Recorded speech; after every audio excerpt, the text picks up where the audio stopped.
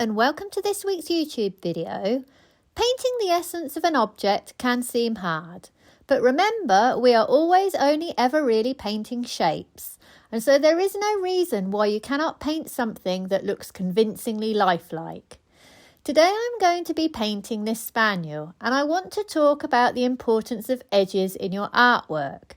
Selecting appropriate edges can transform your artwork into something quite poetic and full of soul. Let's get into the video and I will demonstrate using this painting as an example what I mean. There are 3 different types of edges that you can use in your paintings. Number 1, hard edges. Think about geometric shapes with straight edges like triangles or squares, etc. For example, a brick will have a more definite edge than perhaps a sponge. Number 2, a soft edge.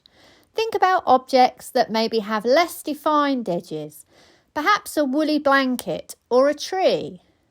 Number 3, a lost edge. Think about wispy clouds or maybe foggy weather where objects seem to blur into each other or their background. Putting this in context of a painting, for it to be realistic, you need a variety of edges in your work. In my spaniel painting, I have hard edges, soft edges and lost edges. Notice what happens if I have all hard edges in my painting. I begin to lose the realism. Notice what happens if I have all soft edges in my painting. Again, I begin to lose the realism. You can definitely see that my painting is more successful with a combination of all 3. When choosing where to put your edges in your painting, you can squint at your subject if you are painting from life. By squinting, you will only be able to see your most defined edges. If you are working from a photo, as I was here, pick a focal point and keep your hardest edges within that area.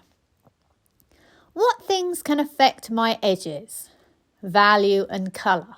Number 1, value. Bear in mind that value will affect your edges. Value means how light or dark something is.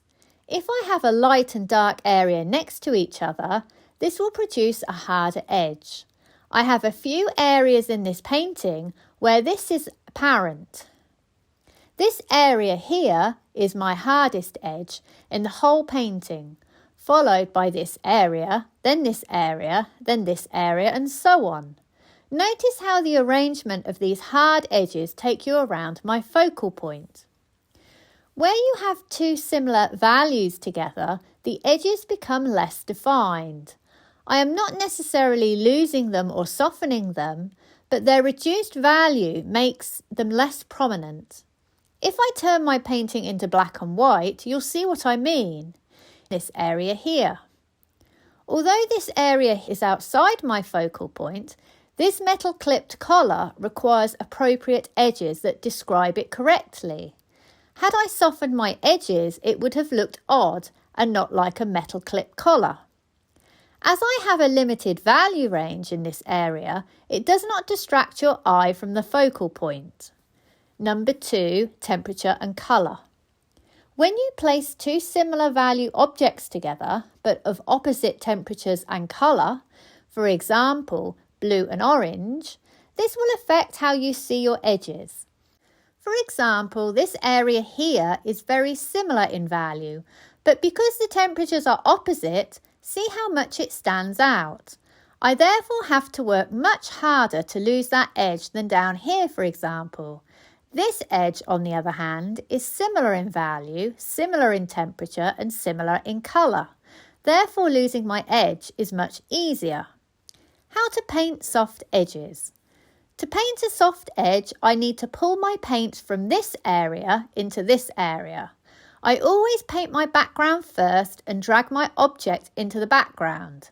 If you do it the other way around, your object will look as though it is behind your background. So paint in a logical order: background, midground and foreground. I need to make sure that my paint doesn't have too much medium in it. Otherwise, I will lose control of my painting. Paint straight from the tube tends to behave better than paint that has a lot of medium in it. I tend to use linseed oil in areas I want to cover quickly. So for example, my background areas. For my really critical painting inside the focal area, I will use very little oil, if not any at all. I also need to use an appropriate brush. Remember that shorter hairbrushes will take the paint off and they make it harder to drag wet into wet. Longer, softer hairbrushes make it easier to do this. Depending upon the colour and temperature of the areas I am dragging together depends upon whether I need to introduce a bridging colour. So for example, here I am dragging orange into blue, so a bridging colour is necessary. I can mix some of my blue and orange together and then use this as my dragging colour. It's also not a good idea to drag a dark value into a light value or vice versa. Always introduce a bridging colour to help soften the transition. Hopefully now you have a better understanding of edges and how you can use them successfully in your own paintings. I hope you found today's video useful. Please like and subscribe if you can, and check out my website sarahhalladayart.com, where you will find examples of my work and also details of online classes that I run. Thank you for watching and see you for the next one.